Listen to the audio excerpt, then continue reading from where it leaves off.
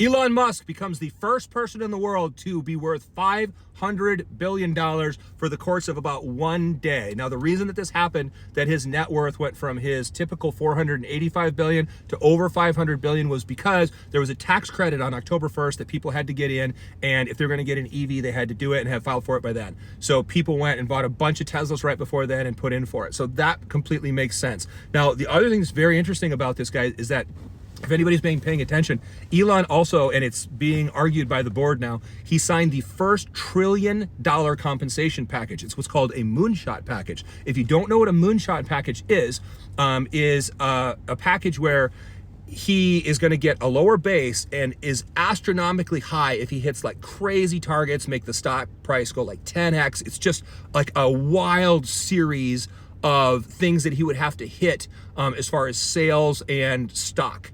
But if he can do it, he gets $1 trillion from Tesla. Now, this has happened before where CEOs have started to ask for these now, very high performing CEOs.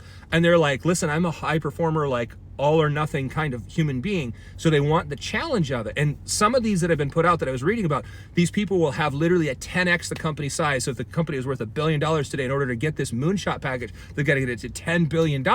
Then they have to hit all these targets. Well, these targets over like a 10-year goal. And the article I read said that people are hitting it in like 5 years because they're just driving madly towards it.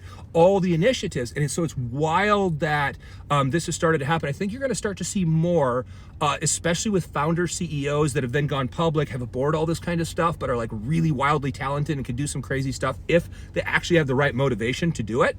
That you're going to start to see more of these moonshot packages where people can make an astronomical amount of money if they like 10x a company size.